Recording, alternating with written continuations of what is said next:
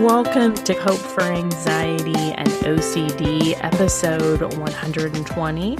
I am your host, Carrie, Bock, licensed professional counselor in Tennessee. I also provide consultations to those outside of the state of Tennessee who are looking for finding and getting connected with specific resources for anxiety or OCD in their area, or what might be the next step that would be helpful for them.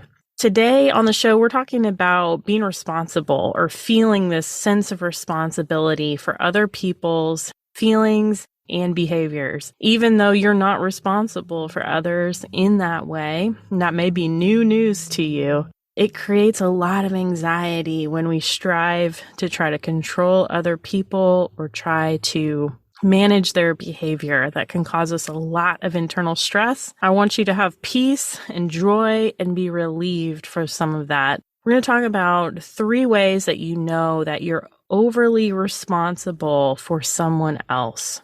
Number 1, you find yourself trying to prevent certain behaviors in that other person. This happens a lot in terms of codependency with people who have addiction. Let's say, for example, you're trying to reduce the addict's stress so that they won't use. You go around, you clean up the house, maybe even do things like throw away the alcohol, put out the pamphlets or the information on the local AA meetings.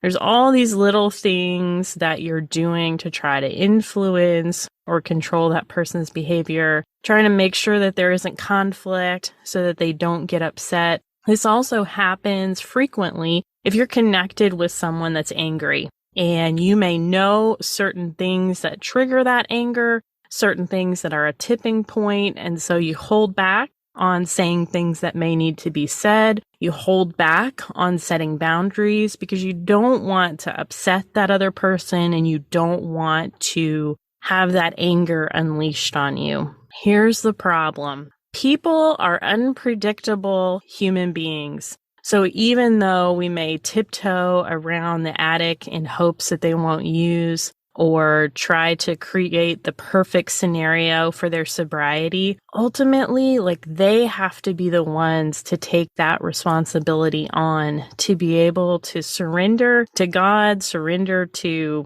I'm powerless over this addiction. They have to take that responsibility in order to move forward. You can't make them or take that responsibility on for them. People who have difficulty with anger or fly off the handle, as you know, you can tiptoe around them, but there's still going to be something that sets them off, that's unexpected, something that's completely outside of your control. Like people who are just stressed about work, they're mad, and they come home and unleash on other people. You cannot prevent that. That person has to recognize their own issues, the other things that are leading to their anger. They are responsible for managing their stress. You're not responsible for managing their stress. And when we take that step back and say, I cannot change this other person, that is a hard acknowledgement, but it's an important acknowledgement for you to have. It may bring up a lot of sadness that you're avoiding dealing with. It may bring up other emotions that are hard to sit with, feelings of powerlessness, inadequacy, and it's much easier to get into doing mode, tiptoeing around, and trying to prevent those people from falling into behavior patterns. We cannot change other people. Only God can do that. Number 2, similar to number 1, you may be overly responsible for others if you take responsibility for others' emotional experiences. So what this looks like, we are called in Scripture to have the fruit of the Spirit. When we are connected with God, we experience love, joy, peace, patience. We are told to speak the truth in love. And we also have to balance this with times where God calls people to be bold and to be brave, to prophesy at times and say hard truths. All that means is speaking the truth of the gospel or of scripture. So we're called to do that in love. But a lot of times what happens is we tell ourselves, I can't say what I need to say to this other person, or I cannot speak the truth to them because they're going to be upset or they're going to be angry at me. And this can even happen in our closest, most intimate relationships with our spouse. Sometimes we need our spouse to call us out. And it's a beautiful thing because that lets us know, hey, you have a blind spot here. My husband called me out not too long ago and said, you have unforgiveness towards these people in your life. And I was like, oh, ouch. Like it did, y'all. It hurt my feelings. But I'm so thankful that he said that because that was a blind spot for me. I wasn't in awareness that I was still holding on to so much anger and bitterness that in my perception, I thought I had let go of it. But what he was able to see from the outside view was, no, you haven't let go of that. By allowing me to have that hard emotional experience, it drove me back to God. It drove me to prayer to say, okay, God, am I in unforgiveness? Yes, I do believe that I've been convicted and I'm in unforgiveness, and allow me to pray through that and say, I don't want to hold on to this anger towards these individuals any longer.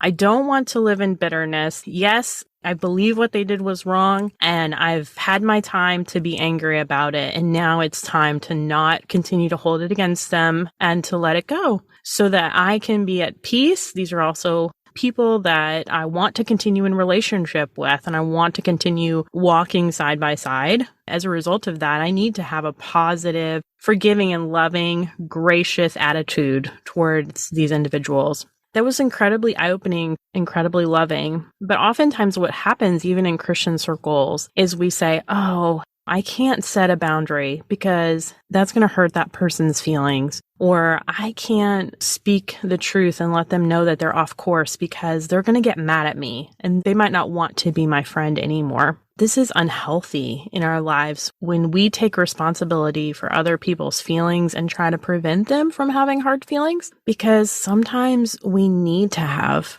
hard feelings. That's a part of growth. And if you say something, and even if it's a kind word, and you know that person is going to be upset, they have to deal with their own feelings. You are only responsible for saying the kind words, for speaking the truth in love, for showing patience with other people and grace. We also don't just run around calling people out just because we want to have a positive relationship with that person and be careful with our words. But there are times where you're going to say kind things and people are going to get mad at you. There are going to be times where you say, hey, I'd encourage you to look at this in your life or to look at that situation, and they're not going to receive that.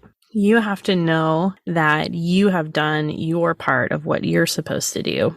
Number 3, you may be overly responsible for other people if you believe that you can control or convince that person to change their behavior in some way. If only I say this, then maybe they'll change. If only I say that, then maybe they'll get it finally. If I only tell them for the 50th time that they need to go to therapy. It's the nagging wife syndrome, right? Where you just continue to bring something up, continue to bring something up, continue to bring it up. What happens in these situations, you just get more and more frustrated, more angry. It's like hitting a brick wall. And what happens with the other person is they become more defensive often. Okay, you're telling me I need to change, and so I'm going to dig in my heels and tell you that everything's fine and we're good. The more that you push people with that type of energy of, I need you to change so that I can be okay inside. That's the energy sometimes that we can bring to these relationships that we don't even realize we're bringing that energy. So whenever you are trying to change someone and they push back, that's why, because it doesn't feel good. And automatically, the knee-jerk reaction is to go into a defensive mode. We need to learn to be okay, even when other people in our life are not okay, because you're going to have them. You're going to have those people. It doesn't matter if it's a family member, doesn't matter if it's a coworker that you really wish that they would change. It doesn't matter if it's a boss. Like, there are going to be people in your life, regardless of what you do and what circles you're in, that you have a hard time relating to, people that are just maybe difficult to deal with. I heard someone say they're extra grace required people. I don't remember who said that, so I apologize. Whenever you have an extra grace required person in your life, that's an opportunity for you to connect with the Lord, to say, okay, God, I want to love this person well. What does loving them well look like? Sometimes loving them well means accepting their mess right now. It means saying, look, I see you and I love you and I accept you right where you're at. I don't need you to change. I'd love it if you would change, because it would help you be a better person. It would help you grow closer to the Lord. But as far as me, I can be okay even if you're not okay. And sometimes it means setting healthy boundaries to say, hey, in order for me to remain mentally healthy and love you the absolute best that I can, I'm going to need you to know that this is what I can give to the relationship. And then I'm going to have to take a step back in some other areas. I'm going to have to kind of let you fall at times. I'm going to have to let you make choices and make mistakes. That is really, really hard sometimes for us to do. It's hard for us to sit with these difficult emotions knowing that someone is making very poor choices over their life. But if you have already spoken those truths to them and encouraged them towards the right path, then you have done your part. You have done what you can do. And it's time to take a step back and trust God with the rest. So as you can see kind of through this process, there are some reasons that we take responsibility for other people's stuff. It's because we have a hard time sitting with the emotions that come up when they make choices that are either unhealthy or that we disagree with. Let me tell you what really helps with dealing with those difficult emotions. It's developing what we call distress tolerance, which is a big way of saying handling the hard things that come our way. A great way that you can do that is mindfulness. I have a course on mindfulness that'll walk you through the process. What does it look like to be in the present moment, to really be aware of what's going on, and in acceptance? A lot of what we're talking about today is accepting other people's choices that may not be great. That's a hard thing to do. We don't want to do that. We don't want to accept that someone's in active addiction right now. We want them to be free and whole. And we don't want to accept that we have a person in our life that might fly off the handle unexpectedly. We don't want to accept that. We want that to change, because that would help us feel better internally and not have to sit with kind of on the edge of our seat with all that energy of what's going to happen with this person. But once we accept our situation, it leads to a sense of greater peace. We know what our role is. We know what God's role is. We know what that other person's role is. And we're able to tease some of those things out in a little bit cleaner way. I'd love to hear your thoughts on this episode. You can reach us anytime via our contact form, hopeforanxiety&ocd.com. Thank you so much. Hope for Anxiety and OCD is a production of By the Well Counseling. Our show is hosted by me, Carrie Bock, licensed professional counselor in Tennessee. Opinions given by our guests are their own and do not necessarily reflect the views of myself or By the Well Counseling. Our original music is by Brandon Mangroom. Until next time, may you be comforted by God's great love for you.